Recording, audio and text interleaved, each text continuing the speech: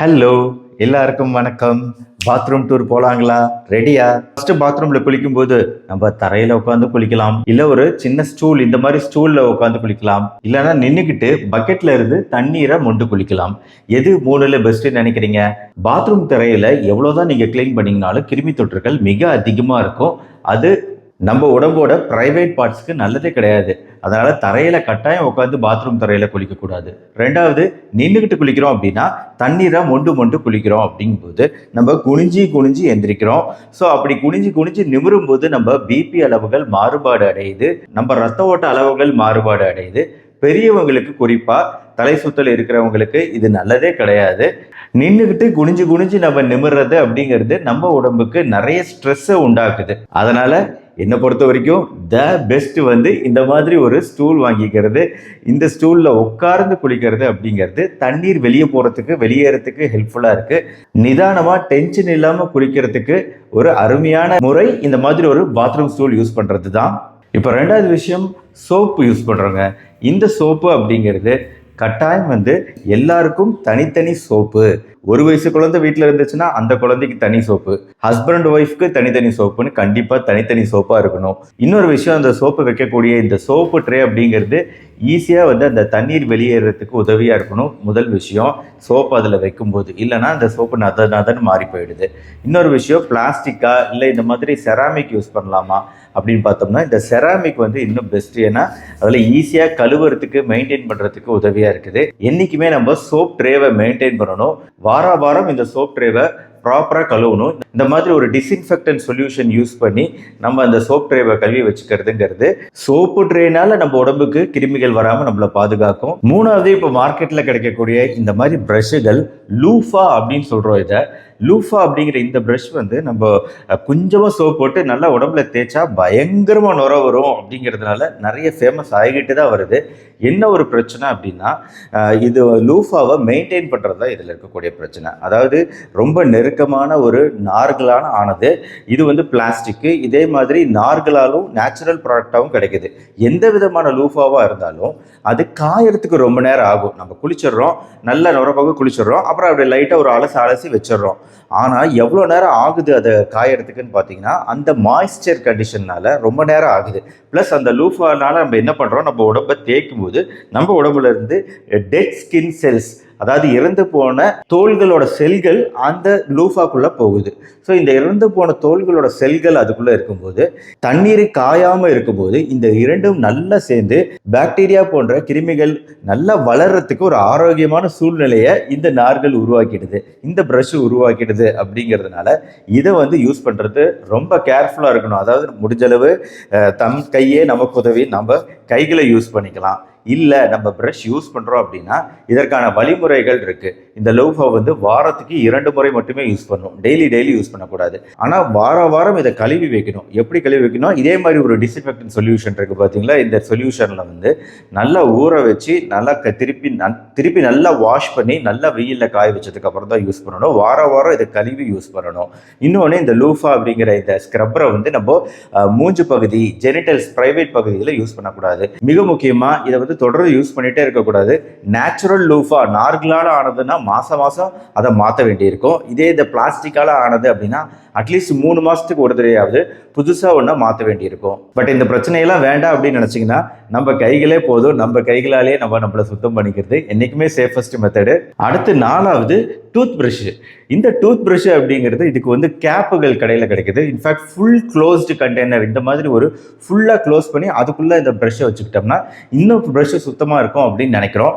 இது மிக மிக பெரிய தப்பு. ஏன்னா நம்ம அதை மூடி வைக்கும்போது, ஒரு ப்ரஷ்ஷை இந்த மாதிரி ஒரு கண்டெய்னருக்குள்ளே மூடி வைக்கும்போது போன லூஃபால சொன்ன மாதிரி தான் இந்த ப்ரஷ்ஷுமே அந்த ஈரம், ப்ரஷ்ஷில் இருக்கக்கூடிய ஈரம் காயறதுக்கு ரொம்ப நேரம் ஆகுது. அந்த ஈரம் காயறதுக்கு ரொம்ப நேரம் ஆகும்போது அதில் கிருமிகள் உட்காந்துருக்கான சான்சஸ் அதிகரிக்குது. அதனால ஃபுல்லாக க்ளோஸ் பண்ணக்கூடிய இந்த பிளாஸ்டிக் டப்பா மாதிரி ஒரு விஷயத்தில் டூத் ப்ரஷ்ஷை வைக்கிறதுங்கிறது கண்டிப்பாக பண்ணாதீங்க. இதை அவாய்ட் பண்ணிடுங்க. அதே மாதிரி இதுக்கு கேப் கிடைக்குது. இந்த கேப்புமே கூட, இந்த டூத் ப்ரஷ் கேப்புமே கூட அந்த ஈரம் காயறதை விடாது, லேட் ஆகும். ஸோ அதனால தான் சொல்கிறோம், இந்த கேப்பு போன்ற விஷயங்கள் வேணாம். ப்ரஷ்ஷை நல்லா நம்ம ப்ரஷ் பண்ணதுக்கப்புறம் கழுவிட்டு சுத்தமாக அதில் அழுக்கு போனதுக்கப்புறம் நல்லா ஒரு உதறிட்டு அதை அப்படியே ட்ரையான பிளேஸில் ஓப்பனாக காய விட்டுருங்க. அப்பதான் வந்து டூத் ப்ரஷ் டெய்லி யூஸ் பண்றதுக்கு வசதியா இருக்கும். டூத் ப்ரஷ் நல்லா காயும். டூத் ப்ரஷை வந்து 1 மாசத்துக்கு ஒரு தடவை ரீப்ளேஸ் பண்ண சொல்லுவோம். அட்லீஸ்ட் 2 மாசத்துக்கு ஒரு தடவையாவது புது டூத் ப்ரஷ் வாங்குங்க. 5வது பாயிண்ட், இப்போ நம்ம உட்காந்துட்டு தான் குளிக்கிறோம் அப்படிங்கும்போது மறக்காமல் அந்த ஸ்டூலில் உட்காந்து குளிக்கும்போது உங்கள் கால் பகுதியை நீங்கள் க்ளீன் பண்ணுறதை மறக்கவே கூடாது. நம்ம ஸ்டூலில் உட்காந்துக்கிட்டு நம்ம கால்களோட அடிப்பகுதியை நல்லா வாஷ் பண்ணணும்.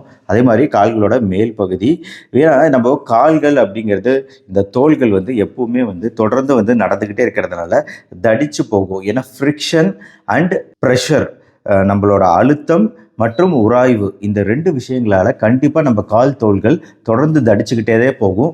அப்படி தடிச்சுட்டே போகும்போது இந்த இடத்துலலாம் வந்து நம்மளுக்கு நிறைய வந்து ஹார்ட்னஸ் வர ஆரம்பிச்சிடும். அப்புறம் வெடிப்புகள் வர ஆரம்பிச்சிடும். இங்கே வந்து கால் ஆணி போன்ற விஷயங்கள், பால் ஆஃப் த ஃபுட்டு, நம்ம பெருவிரல் பகுதியிலலாம் வரலாம். ஸோ இந்த இடத்துலலாம் வருது அப்படிங்கிறதுனால தான் நம்ம வந்து இதுக்கு ஸ்பெஷல் கேர் கொடுக்கணும். மெயினாக வந்து கால் வெடிப்புகள் வராமல் இருக்கணும்னா டெய்லி நம்ம குளிக்கும்போது ப்ராப்பராக உட்காந்து கால்களை 2 கால்களையும் மாற்றி ஒரு கால் மேலே இன்னொரு காலை வச்சு அழகாக நல்லா கழுவிட்டு, சோப் போட்டு கழுவிட்டு, இந்த ஸ்பியூமிக் ஸ்டோன் இருக்குது பார்த்தீங்களா, நான் இந்த ஸ்டோன் வச்சு சாஃப்டாக, ரொம்ப போட்டு வரன்னு தேய்க்கக்கூடாது, டெய்லி ஒரு ஹேபிட்டாக வந்து சாஃப்டாக தேய்ச்சி விட்டுட்டு குளிச்சுட்டு அதுக்கப்புறம் ட்ரை ஆனப்புறம் நைட்டில் வந்து நம்ம அந்த இடத்துல பாதத்தில் வந்து தேங்காய் எண்ணெய் போட்டுட்டு தூங்குறது அப்படிங்கிறது நம்ம பாதத்தோட கேருக்கு ரொம்ப ரொம்ப முக்கியம். நம்ம பாதங்களை ப்ளஸ் நம்ம கால் நகங்கள் எல்லாத்தையும் நம்ம சோப்பு போட்டு கழுவி மெயின்டைன் பண்ணும்போது பல தொற்றுக்கள் நம்ம கால்களில் நகங்களில் வரதை தடுக்க முடியும். நம்ம காலுக்கு இவ்வளோ கேர் கொடுக்குறோம், பாதத்துக்கு இவ்வளோ கேர் கொடுக்குறோம் அப்படின்னா ஆரோக்கியம் ரொம்ப நல்லாயிருக்கும். அடுத்து 6வது, இந்த மாதிரி ஷேவ் ஜெல் யூஸ் பண்ணுறது. நம்ம வந்து ஷேவிங் லோஷன் எடுத்து அதுக்கப்புறம் அதை ப்ரஷ்ஷை வச்சு நல்லா நுர வர வச்சு அதுக்கப்புறம் நம்ம இப்போ ஷேவிங் பண்ணுறோம் இல்லையா.